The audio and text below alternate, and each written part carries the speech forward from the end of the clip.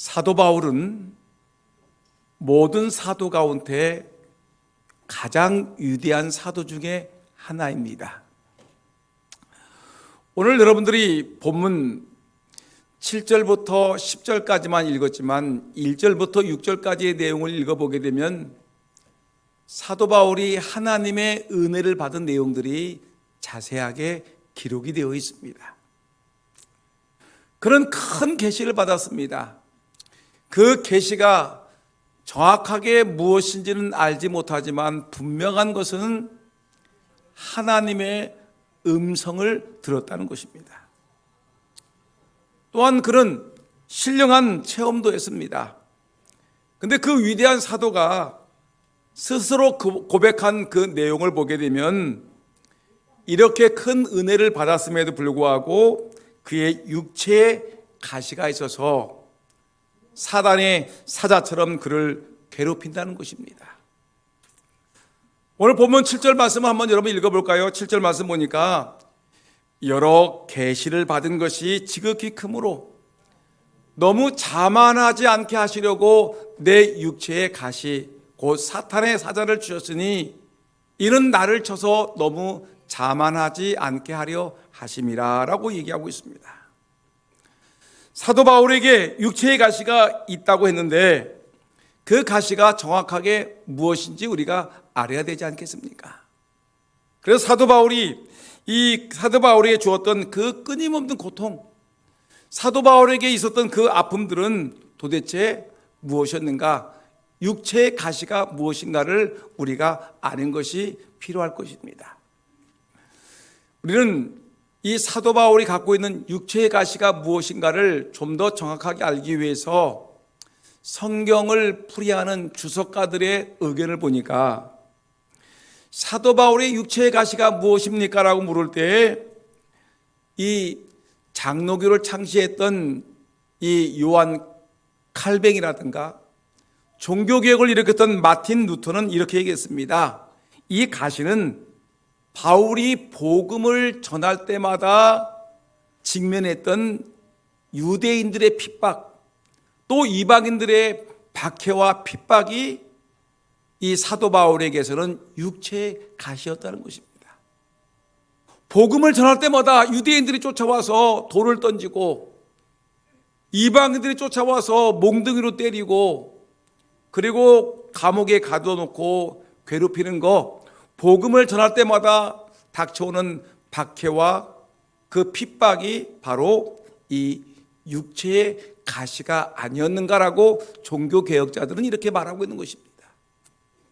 근데 이렇게 말하는 사람도 있지만 초대교회 유명한 신학자인 터툴리안이라든가 제롬 같은 이런 신학자들은 말하기를 이것은 이 사도 바울은 두통이 심한 사람이었으니까 매우 지독한 두통 때문에 사도 바울이 고생을 했다. 이 육체의 가시는 사도 바울에게 있었던 이 두통이었다라고 얘기하는 사람도 있습니다. 근데 현대에 와서 일반 학자들은 뭐라고 얘기하냐면 일반적인 학설을 보게 되면 바울이 간질병이 있었지 않는가? 아니면 바울이 안질 때문에 큰 고생을 했으니 이 육체의 가시는 안질이라고 보는 것이 적당하지 않은가라는 말하는 학자들이 많이 있습니다. 이분들은 나름대로 성경의 근거를 대는데 어떤 근거를 대냐면 사도행전 9장을 보게 되면 이 사울이 예수 믿는 사람들 잡으러 다메섹에 가는데 다메섹 도장에서 예수님을 만났는데 예수님을 만날 때 엄청난 빛이 사울에게 비침으로 인해서 사울이 오랜 시간 동안 눈을 뜨지 못했지 않느냐, 소경되어 있지 않느냐. 근데 소경되었을 때 하나님께서 아나니아라는 선자를 보내가지고 그 안수한 즉 그 눈이 떠졌는데 근데 그때 완전하게 낫지 않은 것 같았다라고 얘기하는 것입니다. 그래서 사도 바울은 평생 사역을 하면서 그런 안질 때문에 고생을 했다고 얘기를 하는데 그래서 그 근거를 뭐라고 하느냐면 갈라디아서 4장 15절 말씀을 얘기합니다. 갈라디아 교인들이 사도 바울을 그렇게 사랑했는데 어느 정도 사랑했냐면 갈라디아서 4장 15절 말씀 보니까 너희가 할 수만 있었더라면 너희의 눈이라도 빼어 나에게 주었으리라. 사도 바울의 눈이 시원찮으니까 갈라디아 교인들이 사도 바울을 얼마나 사랑했는지 우리들의 눈이라도 뽑아서 바울에게 주고 싶다라고 얘기할 정도로 이 갈라디아 교인들이 바울을 그만큼 사랑했다는 것입니다. 그리고 갈라디아서 마지막 부분인 갈라디 6장 11절 말씀을 보게 되면 바울이 자기가 갈라디아 교인들에게 편지를 쓰는데 그 편지의 글씨가 어느 정도냐면 내 손으로 너희에게 이렇게 큰 글자로 쓴 것을 보라. 큰 글자란 이 말이 어떤 말이냐면 이 말은 눈이 거의 보이지 않는 사람들이 쓰는 커다란 글씨입니다. 우리는 교회라고 쓰면 그냥 조금만 쓰는데 눈이 보이지 않는 사람들을 위해서 큰 글씨로 교회라고 써야지만이 보이지 않겠습니까? 이렇게 큰 글자로 갈라디아 교인들에게 편지를 쓰는 걸 볼 때 이 사람은 분명히 눈이 좋지 않은 사람이었다라고 말하고 있는 것이었습니다. 여러분, 이렇게 어떤 사람들은 이 육체의 가시를 갖다가 종교개혁자든 칼뱅이라든가 루터는 말하기를 복음을 전할 때 이방인들과 유대인들의 핍박이 육체의 가시였었다. 초대교회 교부들은 말하기를 아니다. 사도 바울에게는 두통이 있었다. 현대의 학자들은 얘기하기를 간질이나 안질이었는데 거의 안질, 눈병이 있었기 때문에 그런 것이 아니냐라고 얘기하는 사람들이 있습니다.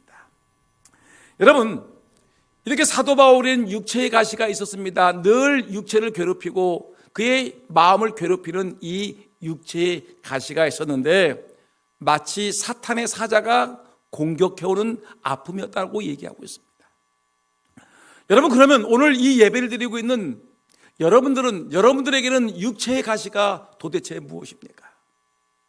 여러분들을 괴롭히고 여러분들을 아프게 하고 여러분들을 속상해하고 여러분들에게 공고함을 주고 있는 육체의 가시는 도대체 무엇입니까? 어떤 사람은 그것이 암일 수도 있을 것이었습니다. 어떤 사람은 그것은 암은 아니지만 육체를 너무너무 괴롭히고 못살게 구는 그런 이 고통과 질병이었을 것입니다.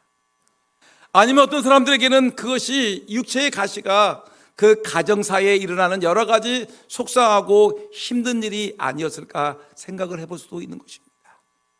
여러분들에게 있어서 여러분들을 괴롭히고 여러분들을 아프게 하고 속상해하고 힘들게 하는 육체의 가시는 무엇인지 한번 깊이 생각해 보셔야 될 것입니다. 그런데 바울은 이 육체의 가시를 없애려고 노력을 했습니다. 어떻게 없애려고 했을까? 바울은 이 육체의 가시를 없애려고 오늘 성경 말씀 보니까 하나님께 기도했다. 하나님께 3번씩이나 기도했다. 내가 열심을 다해 하나님 내 육체의 가시를 없애주세요. 내 육체의 가시를, 내 몸을 괴롭히고 나를 찌르고 나를 괴롭히고 나를 힘들게 하는 이 육체의 가시를 하나님 없애주세요라고 하나님께 기도했다는 것입니다. 여러분, 우리의 삶 속에 힘들고 어려운 일 만날 때 우리 하나님께 힘을 다하여 기도하는 우리 모두가 되기를 예수님의 이름으로 축원합니다. 그런데 기도할 때 이 사도 바울의 기도의 내용을 보니까 예수님이 겟세마네 동산에서 기도했던 그 내용과 굉장히 흡사한데 어떤 것이 흡사하냐면 보니까 여러분 기도의 횟수를 보니까 예수님이 겟세마네 동산에서 기도할 때 성경을 보니까 그가 3번을 기도했다고 했습니다. 땀방울이 핏방울로 변할 정도로 간절하게 기도하기를 3번 기도했다고 얘기를 했는데 오늘 성경 말씀 보니까 8절 말씀 보니까 내가 3번 주께 간구하였더니 사도 바울도 하나님께 3번 하나님 내 질병을 고쳐주옵소서 하나님 내 이 고통스럽고 아픔을 해결해 달라고 하나님께 3번씩이나 기도했던 사람이었습니다.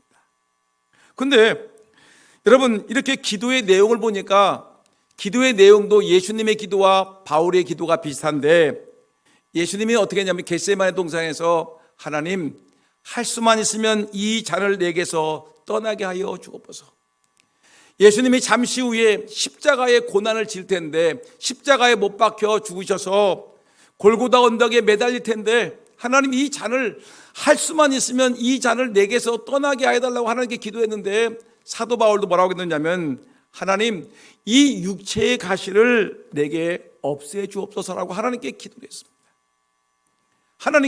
하나님 내 육체의 가시를 없애달라고 하나님께 울부짖어 기도했던 것입니다. 세 번째, 예수님의 기도와 비슷한 내용을 보니까 기도에 대한 응답이 비슷했습니다. 예수님이 겟세마네 동산에서 기도할 때 이 잔을 내게서 피하게 해달라고 기도했는데, 하나님은 예수님에게 이 잔을, 십자가를 지는 것을 피하게 하는 것이 아니라 도리어 십자가를 질 수 있게끔 뭘 줬습니까? 하나님께서 은혜를 주었고 힘을 주었고 능력을 주었습니다. 하나님이 은혜를 충만히 주어서 그 십자가의 고난을 이길 수 있는 힘을 하나님이 주셨습니다. 그래서 예수님은 겟세마네 동산에서 간절하게 기도한 후에 하나님께서 힘을 주시는 힘을 받아가지고 겟세마네 동산에서 십자가에 못 박혀 죽음을 당했습니다. 여러분, 오늘 보니까 사도 바울도 하나님 내 육체의 가시를 없애달라고 기도했는데, 하나님은 어떻게 하냐면 육체의 가시를 뽑아준 것이 아니라 하나님께서 말씀하기를, 바울아 내 은혜가 내게 족하도다. 바울아 내 은혜가 내게 족하도다라고 얘기하시면서, 이는 내 능력이 약한 데서 온전하여 짐이니라.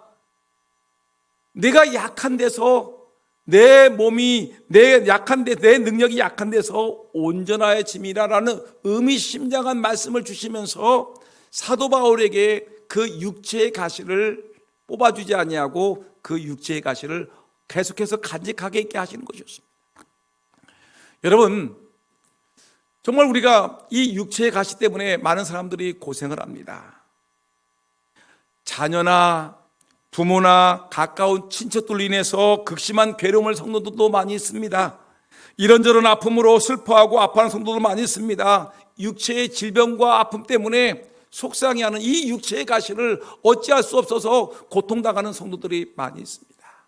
근데 여러분, 이렇게 육체의 가시가 있을 때 오늘 사도 바울과 같이 우리의 목자가 되시고 우리의 힘이 되시고 우리의 피난처가 되시고 우리의 산성이 되시는 우리 하나님 앞에 내 육체의 가시를 다 내놓고 하나님께 기도해서 해결받는 저와 여러분 되기를 예수님의 이름으로 축원합니다.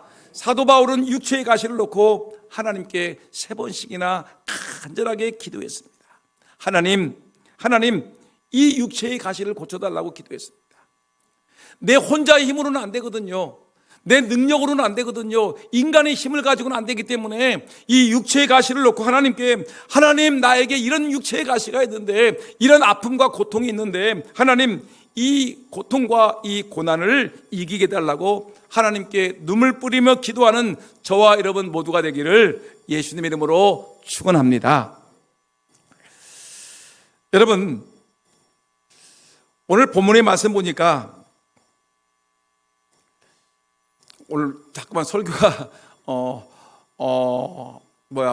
핸드폰이 울리고 또 비상벨이 울리고 어떤 여러 가지 힘들고 어려운 일들이 많이 있습니다. 근데 여러분, 이럴 때일수록 우리가 믿음을 가지고 하나님께 집중하는 은혜가 있기를 예수님의 이름으로 축원합니다.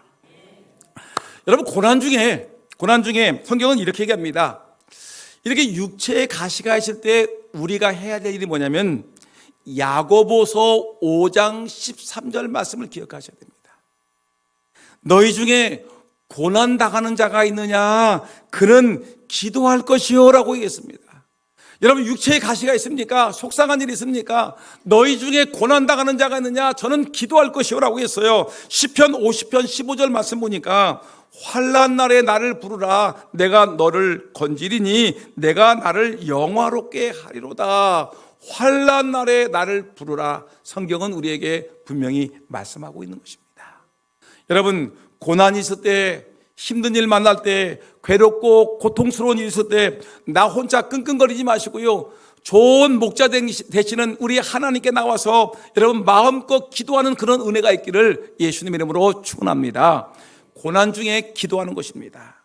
그런데 우리가 기도하게 되면요, 하나님께서 우리에게 응답해 주십니다. 합시다. 기도하면 응답하십니다.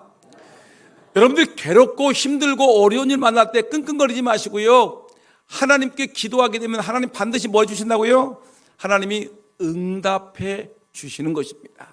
근데 응답을 해 주시는데, 저는 오늘 여러분들에게 여러분들의 형편과 처지에 따라서 하나님이 기도 응답을 해 주시는데 4가지 방법으로 우리의 기도를 응답해 준다는 걸 알 수가 있습니다. 몇 가지 방법으로요?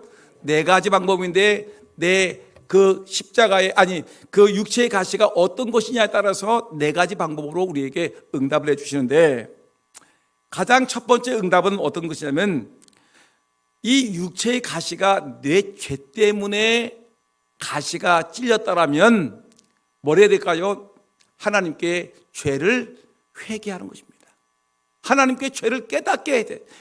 하나님께 내 죄를 회개하고 하나님께 용서를 빌 때 그 가시가 쑥 뽑히는 것입니다. 아픔이 있는 가시를 만나면 보통 사람들은 하나님 앞에 내가 어떻게 살았는지를 돌아보게 되는 것입니다. 제가 다리가 아파서 병원에 수술을 하게 되었습니다. 수술하면서 제 자신을 돌아봤습니다. 내가 어떻게 살았길래 내가 이렇게 병원에 들어와서 수술을 하게 되었을까? 내 자신을 돌아봅니다. 병원에서 오랫동안 입원하고 있는 중에서, 하나님, 제가 어떻게 잘못 살았기에 이렇게 오랫동안 병원에 입원해 하고 있어야 되겠습니까? 혹시 하나님께 서운한 것을 내가 지키지는 않았는지요? 하나님, 내가 기도하는 것을 소홀히 하지 않았는지요? 하나님, 내가 성경 읽는 것은, 예배 드리는 것은, 내 직분과 사명은 잘 감당했는지요? 하면서 제가 끊임없이 내 자신을 돌아보면서 회개하는 시간을 가졌습니다. 여러 가지 삶의 문제를 돌아보는 것입니다. 인간관계에서 잘못된 것은 없었는지 내 자신을 돌아보는 것입니다. 또 영적인 문제는 없었는지 내 자신을 돌아보는 것입니다. 그래서 잘못한 것이 있으면 그 즉시 하나님 앞에, 하나님 잘못했습니다라고 고백하는 것이, 이것이 예수 믿는 자들의 마땅한 모습 아니겠습니까? 여러분, 하나님의 성령이 하시는 일이 있는데, 성령은 우리를 깨닫게 하는 영이십니다. 믿습니까? 여러분들이 잘못 살아왔을 때, 여러분들이 힘들고 어려울 때 하나님이 우리를 깨닫게 하십니다. 아, 내가 기도하는 사람인데 기도를 놓쳤구나, 깨닫게 하십니다. 내가 전도하던 사람인데 전도하지 않았을 때 하나님 나를 깨닫게 하십니다. 내가 예배를 열심히 했던 사람인데 예배를 소홀히 했을 때 하나님 나를 깨닫게 하십니다. 성령의 역사는 뭐냐면 나로 하여금 깨닫게 하는 것입니다. 하나님, 내가 잘못 살은 것이 무엇입니까? 내가 아파서, 내가 고통스럽고 괴로움을 당할 때 우리는 가만히 묵상합니다. 하나님, 저에게 무엇이 문제가 있었습니까? 라고 기도할 때마다 하나님의 영은 찾아오셔서 우리에게, 아무개야, 너 기도하는 거 잘못하지 않았느냐? 너 전도하는 거 잘못하지 않았느냐? 너 하나님께 마땅히 드려야 될 예물을 드리지 않았느냐? 너 하나님 앞에서 잘못 살은 거, 누구와 갈등이 있었던 거 없었느냐? 하면서 하나님께서 우리를 늘 하나님의 영을 통하여 우리로 하여금 늘 깨닫게 하시는 것입니다. 그럴 때, 우리가 이럴 때 하나님의 음성 앞에, 하나님의 깨달음 앞에 우리가 교만하게 고개 흔들지 마시고요, 아멘, 그렇습니다, 제가 잘못했습니다라고 하나님께 머리 숙여 하나님께 내 죄를 회개하고 하나님께 돌이킬 때, 내가 하나님 앞에 잘못 살았습니다라고 회개할 때 하나님은 그 즉시 내 몸에 있는 육체의 가시를 빼어줄 줄 분명히 믿습니다. 오늘 이 자리에도 여러분 육체의 가시 때문에 고통당하고 있습니까? 혹시 그 육체의 가시가 죄 때문에 그렇습니까? 하나님께 잘못했습니다, 하나님 내가 잘못했습니다라고 하나님께 회개하고 돌이킬 때 그 즉시 육체의 가시가 뽑혀질 줄 분명히 믿습니다. 오늘 여러분들의 죄가 해결됨으로 여러분들의 육체의 가시도 깨끗하게 해결받는 귀한 시간 되기를 예수님의 이름으로 축원합니다. 두 번째, 하나님은 어떤 방법으로 응답하시냐면, 하나님이 이 육체의 가시를 통해서 나를 훈련해서 더 하나님의 사람으로 나를 키울 때, 때가 될 때까지 하나님은 그 육체의 가시를 뽑아가지 않습니다.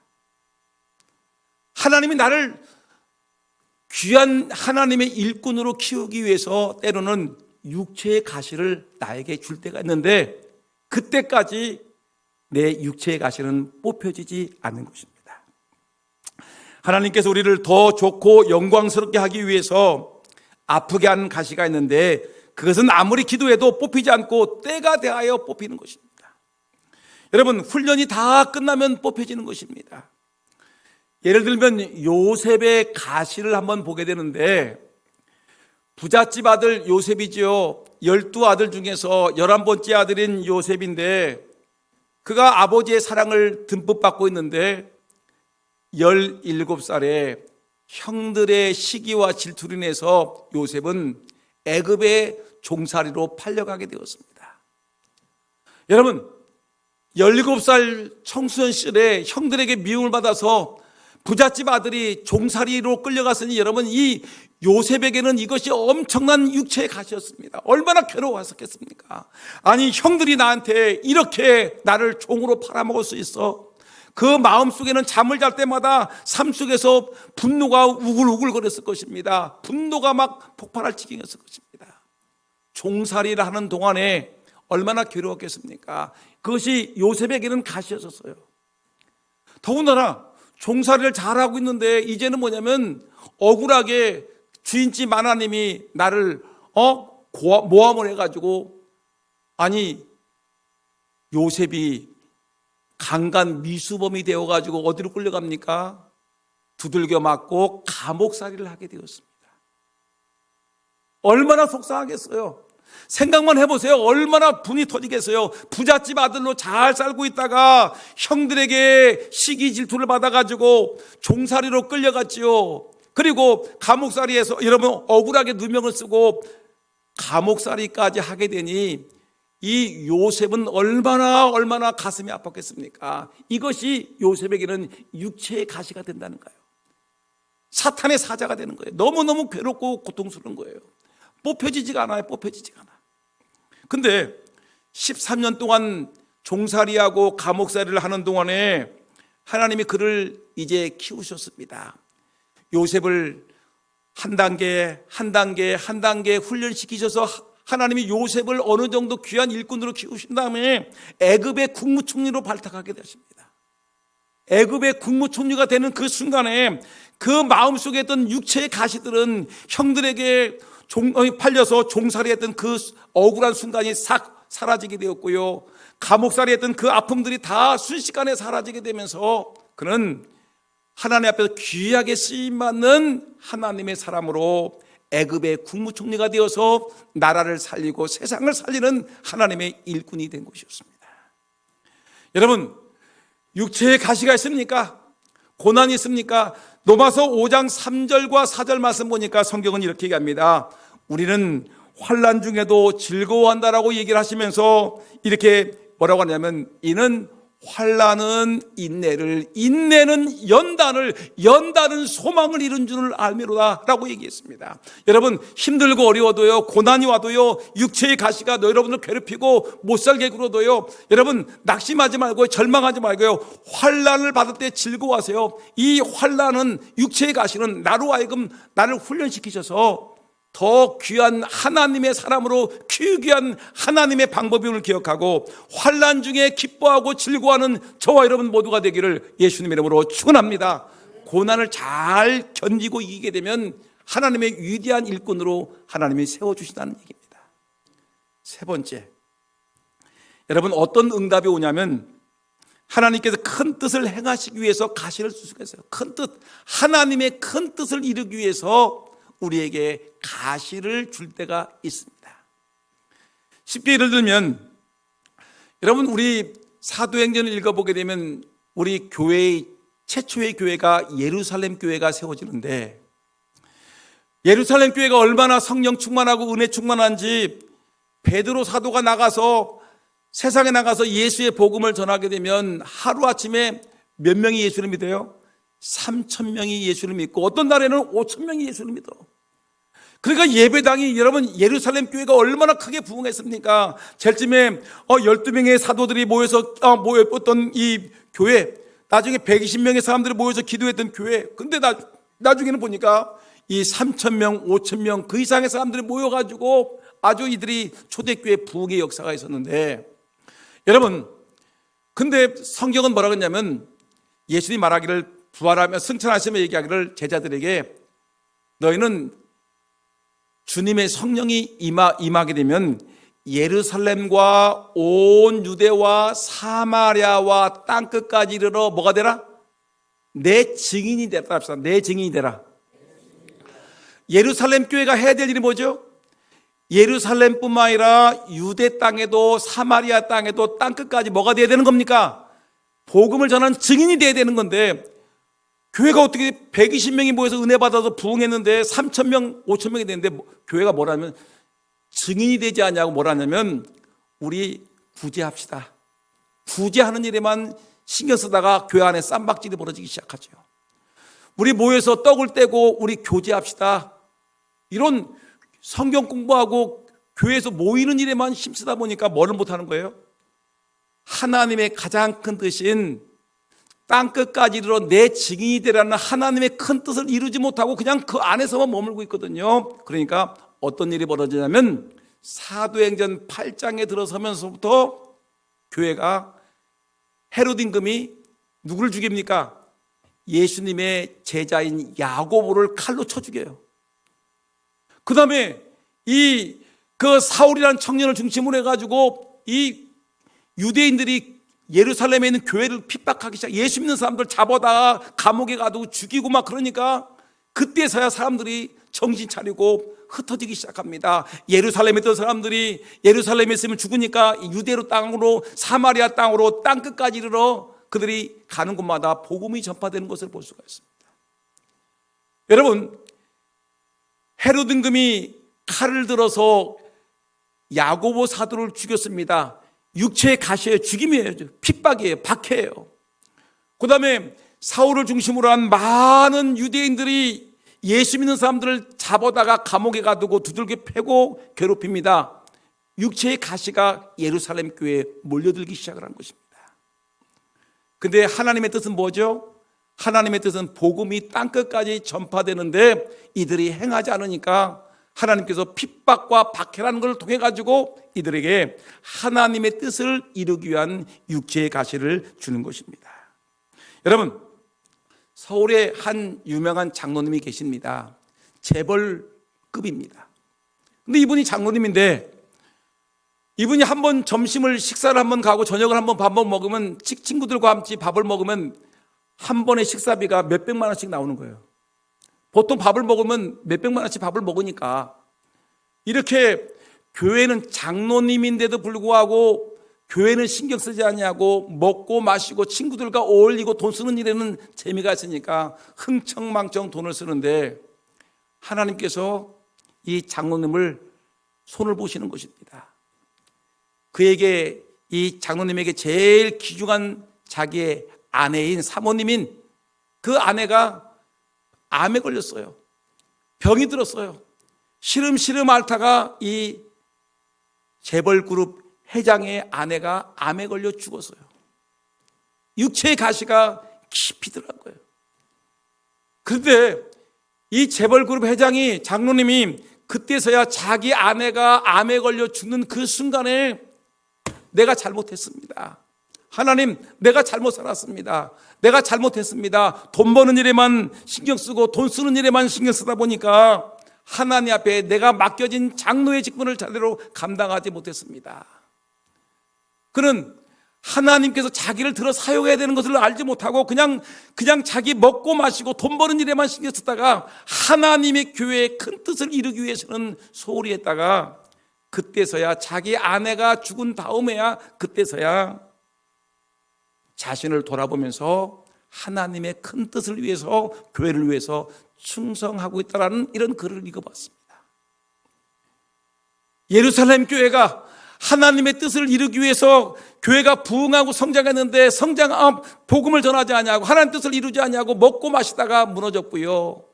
여러분, 이 장로님이 그랬습니다. 여러분, 정말 중요한 것이 있는데, 이 펄벅이라는 이 대지의 작가 있죠.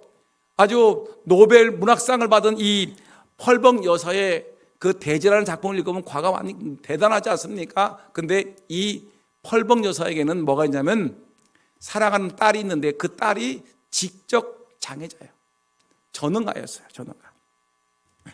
근데 그는 이렇게 얘기했습니다. 그의 작품을 쓰면서 그는 이렇게 했습니다. 만일 내 딸이 전능아가 아니었다면 나는 나보다 못한 사람을 멸시하고 천대하였을 것이다. 내가 얼마나 우쭐댔을지 모른다. 그런데 하나님께서 내게 정신이 박약한 딸을 주셔서 모든 사람은 귀하고 평등하다는 것을 깨닫게 하셨다.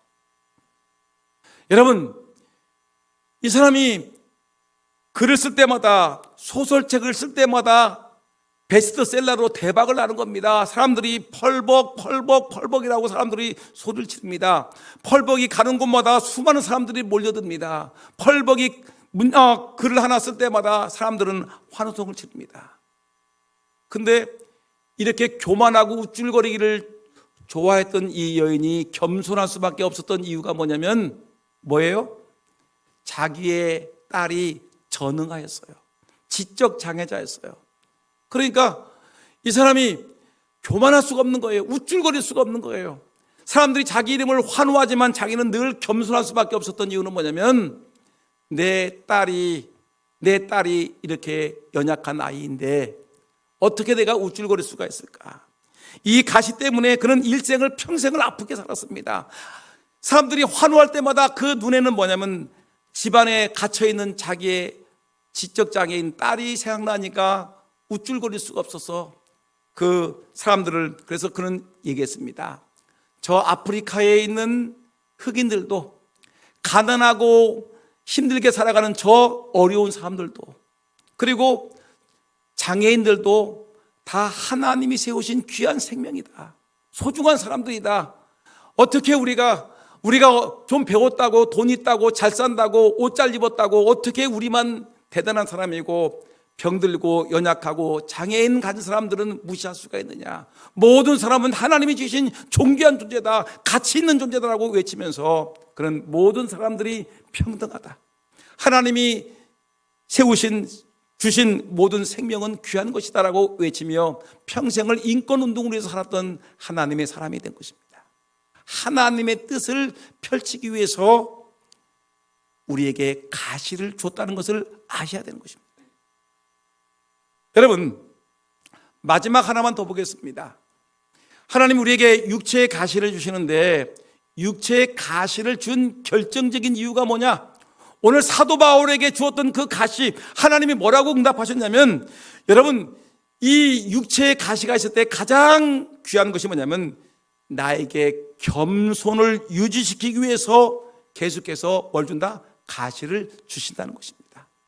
사도 바울이 하나님께 기도했습니다. 하나님, 내가 육체의 가시가 너무나 큽니다. 내 육체의 가시를 고쳐주옵소서. 가시를 뽑아달라고 기도했는데 그때마다 하나님이 말씀하시기를 내 은혜가 내가 족하도다.